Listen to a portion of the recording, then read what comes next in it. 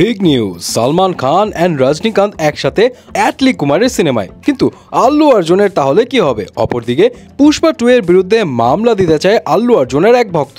And রয়েছে প্রভাসের কালকি মুভির advance ticket বুকিংয়ের কি ঝড় চলছে। প্রথমে আসি অ্যাটলি কুমারের কাছে।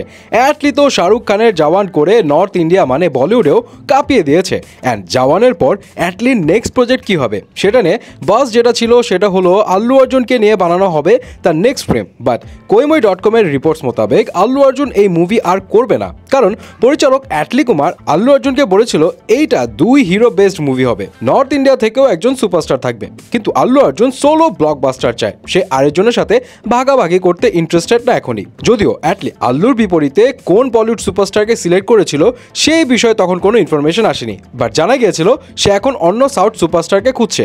আর এরই মাঝে আজকে খবর আসলো অ্যাটলি কুমার সালমান খান অ্যান্ড রজনীকান্তকে নিয়ে নেক্সট মুভির প্ল্যান করছে, যেটার কাজ সবকিছু ঠিকঠাক থাকলে 2024-এর শেষের দিকে শুরু হবে। তার মানে কি দাঁড়ালো, অ্যাটলি প্রথমে আল্লু অর্জুন অ্যান্ড সালমানকে নিয়ে মুভি করতে চেয়েছিল।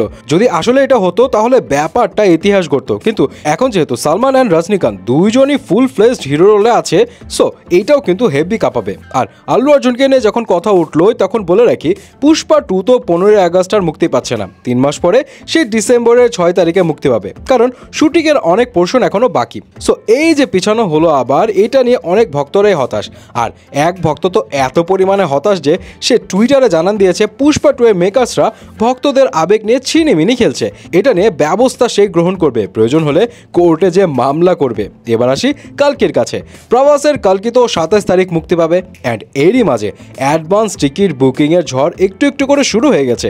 পুরো ইন্ডিয়া জুড়ে এখনও অ্যাডভান্স বুকিং চালু না হলেও অল্প যে কয়েকটা শো এর চালু হয়েছে তার মধ্যে বেঙ্গালুরুতেই কয়েক ঘন্টার মধ্যে 50 লাখ রুপির টিকিট অলরেডি সোল্ড আউট। পাশাপাশি নর্থ আমেরিকাতে একদিনেই প্রায় $2.6 মিলিয়ন, মানে প্রায় 30 কোটি টাকার টিকিট বিক্রি হয়ে গেছে।